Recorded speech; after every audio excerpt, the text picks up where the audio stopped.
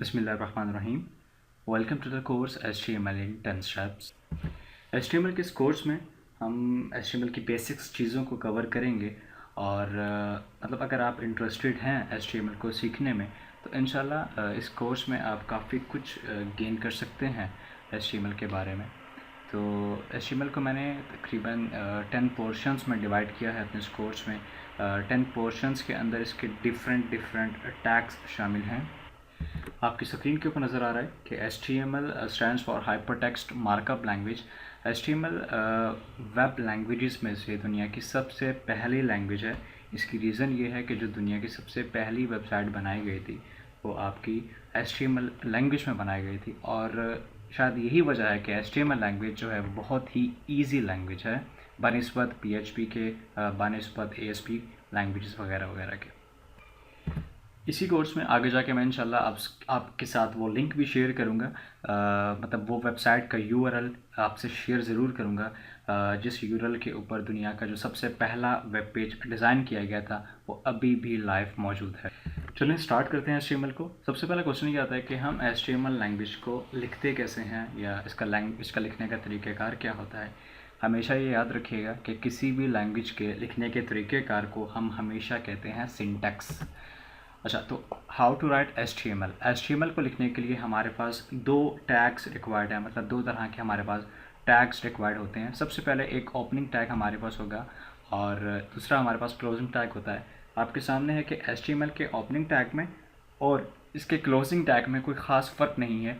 Closing tag के अंदर just आप देख सकते हैं कि आपको स्क्रीन के ऊपर क्लोजिंग टैग में एंगल ब्रैकेट्स के अंदर आपको एक फॉरवर्ड स्लैश नज़र आ रही है। यहाँ पे क्लोजिंग टैग के अंदर जस्ट फॉरवर्ड स्लैश है, जबकि ओपनिंग टैग के अंदर फॉरवर्ड स्लैश मौजूद नहीं है। तो मतलब HTML का किसी भी किस्म का टैग, सपोज़ अगर बॉडी टैग है या सपोज़ अगर जिसका आपका HTML का हेड टैग है, टाइटल है या बोल्ड टैग्स हैं, इन तमाम टैग्स के अंदर आपको जो इसके ओपनिंग टैग की पहचान ये होगी कि ओपनिंग टैग के अंदर कभी भी फॉरवर्ड स्लैश नहीं होगा, बट जबकि क्लोजिंग टैग हमेशा सेम वर्ड्स के साथ क्लोज की जाएगी, लेकिन उसके वर्ड्स के स्टार्टिंग में हम हमेशा क्लोजिंग टैग के अंदर हम हमेशा फॉरवर्ड स्लैश लाजमी पुट करेंगे।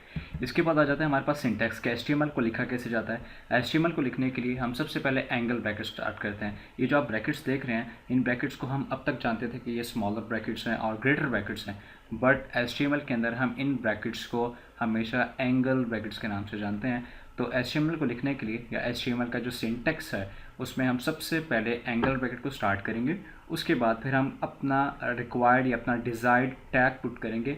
उस टैग के पुट करने के बाद हम स्पेस देके अपने टैग की प्रॉपर्टी पुट करेंगे, मतलब किसी भी टैग को मज़ीद कस्टमाइज़ करने के लिए हम उसके अंदर प्रॉपर्टीज़ यूज़ कर सकते हैं। तो उसकी प्रॉपर्टी पुट करेंगे, प्रॉपर्टी के बाद इक्वल टू का साइन और फिर डबल कोट्स के अंदर हम वैल्यू लिखेंगे उस प्रॉपर्टी की। याद रखिएगा हमेशा कि वैल्यू और प्रॉपर्टी को HTML के अंदर हमेशा इक्वल टू के साथ सेपरेट किया जाता है, और जबकि CSS के अंदर हम प्रॉपर्टी और वैल्यूज़ को कॉलन के साथ सेपरेट करते हैं। तो काफ़ी स्टूडेंट्स को कन्फ्यूजन हो जाती है कि मतलब स्टूडेंट्स जो है वो अक्सर जो है HTML के अंदर ही मतलब कॉलन को यूज़ कर रहे होते हैं प्रॉपर्टी एंड वैल्यू के बिटवीन।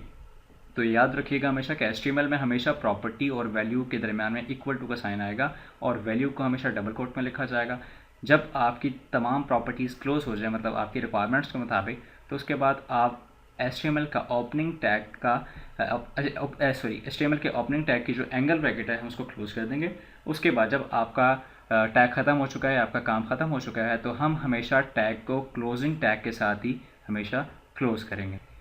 इसके बाद HTML के कुछ रूल्स की बात कर लेते हैं। HTML के कुछ रूल्स के अंदर हमारे पास जो इसका सबसे पहला रूल ये है कि ये केस सेंसिटिव नहीं होती। मतलब कि अगर हम कोई HTML का ओपनिंग टैग कैपिटल लेटर्स में लिख रहे हैं तो हम ज़रूरी नहीं है कि इसके क्लोजिंग टैग को भी हम कैपिटल लेटर्स में लिखें। तो आपकी अपनी मर्ज़ी है कि आप HTML के ओपनिंग टैग को बेशक कैपिटल लेटर्स में लिख लें, क्लोजिंग टैग को बेशक आप स्मॉल लेटर्स में लिख लें, इसमें कोई लिमिटेशंस नहीं है, इसमें सिर्फ आपकी अपनी मर्ज़ी है। इसीलिए कहा जाता है कि HTML जो है वो नो केस सेंसिटिव लैंग्वेज है, इसके अंदर कोई केस सेंसिटिविटी इस्तेमाल नहीं होती। इसके बाद इसका दूसरा रूल ये है कि इसका नो ब्लैंक स्पेस डिडक्शन, मतलब ब्लैंक स्पेस को डिडक्ट नहीं करता। अब सपोज़ अगर एक आपके सामने एक वर्ड लिखा हुआ है रूल्स ऑफ HTML, अगर सपोज़ मैं रूल्स और ऑफ के दरमियान में एक सिंगल स्पेस देता हूँ, अपना स्पेस बार का बटन प्रेस करूँगा, तो HTML सिंगल स्पेस तो काउंट कर लेगा। मतलब ब्राउज़र के अंदर हमें इसका जो प्रीव्यू आएगा वो rules, then space, then off, then space, then HTML, हमें इसका प्रीव्यू मिलेगा। बट अगर सपोज़ मैं अपनी कोडिंग के अंदर रूल्स और ऑफ के दरमियान में 3 से 4 दफ़ा स्पेस बार का बटन प्रेस करता हूँ और सेव करने के बाद जब मैं इसका ब्राउज़र में प्रीव्यू करूँगा, तो फिर भी वहाँ पर रूल्स और ऑफ के दरमियान में सिर्फ सिंगल स्पेस ही काउंट होगी। मतलब एक से ज़्यादा स्पेसेस काउंट नहीं होती कभी भी HTML में, जब तक हम डिफाइन ना कर दें। दैट्स वाई हमेशा इसका जो सेकंड रूल है वो यही होगा कि नो ब्लैंक स्पेस डिटेक्शन। मतलब HTML जो है वो ब्लैंक स्पेसेस को कोडिंग के अंदर डिटेक्ट नहीं करता जब तक हम उसके डिफरेंट टैग्स हैं इसके, मतलब स्पेसेस देने के लिए, लाइन को ब्रेक्स करने के लिए काफ़ी जो है ना आपके सेपरेट टैग्स हैं, तो जब तक हम ये इस्तेमाल ना करें तब तक आपकी जो ब्लैंक स्पेस है वो डिटेक्ट नहीं होती। इसके बाद HTML का तीसरा रूल ये है कि tags are always surrounded by angle brackets less than और ग्रेटर देन करैक्टर्स, जिसे हम पहले कहते थे कि HTML के अंदर जो भी टैग्स हम यूज़ करेंगे उन्हें हमेशा सराउंड किया जाएगा या उन्हें हमेशा लिखा जाएगा एंगल ब्रैकेट्स के बिटवीन। एंगल ब्रैकेट्स आपको पता है कि कौन सी होती हैं, जैसे कि मैंने अभी आपको लास्ट स्लाइड में बताया कि आपकी जो ये स्मॉलर देन की और ग्रेटर देन की जो ब्रैकेट्स हैं इन्हें हम एंगल ब्रैकेट्स के नाम से जानते हैं HTML के अंदर। तो इसका तीसरा रूल ये है कि tags are always surrounded by angle brackets, कि जितने भी हम इसमें टैग्स यूज़ करेंगे, चाहे वो ओपनिंग टैग हो या चाहे क्लोजिंग टैग हो, उन्हें हम हमेशा एंगल ब्रैकेट्स के बिटवीन ही लिखते हैं। इसके बाद HTML का जो फोर्थ रूल ये है कि इन tags between tags most first tag will end at very last position. मतलब कि जो भी आपका HTML का सबसे पहले नंबर पे टैग स्टार्ट होगा वो आपका हमेशा लास्ट नंबर पे क्लोज होगा। सपोज़ एक ट्रू स्टेटमेंट ये है कि सपोज़ अगर मैं यहाँ पर हेड का टैग स्टार्ट कर रहा हूँ तो हेड का टैग मैंने क्लोज़ किया है लास्ट में, और अगर मैंने हेड के बाद टाइटल का टैग स्टार्ट कर दिया है तो टाइटल का टैग आपका पहले क्लोज होगा, जो सबसे पहला टैग स्टार्ट हुआ है वो आपका लास्ट में क्लोज होगा। मतलब चेन टू चेन हमने बनानी है और तरीके के साथ हम जैसे इसको क्लोज़ करना है। मतलब जो आपका सबसे पहले नंबर पर टैग स्टार्ट हो रहा है वो आपका सबसे लास्ट में क्लोज़ होगा, जो सेकंड नंबर पे आपका टैग स्टार्ट हो रहा है फर्स्ट में, तो वो आपका लास्ट में सेकंड लास्ट पोजीशन के ऊपर क्लोज़ होगा। जबकि फॉल्स स्टेटमेंट ये है कि अगर मैं सपोज़ हेड का टैग स्टार्ट कर रहा हूँ और उसके बाद मैंने डायरेक्टली टाइटल टैग स्टार्ट किए, तो बजाय इसके कि मैं पहले टाइटल को क्लोज़ करूं, मैंने यहाँ पर देखिए आप कि मैंने हेड को क्लोज़ किया, उसके बाद मैंने टाइटल को क्लोज़ किया, तो ये जो स्टेटमेंट है या जो ये मेरा मेथड है टैग्स को डिक्लेयर करने का, ये बिल्कुल गलत है।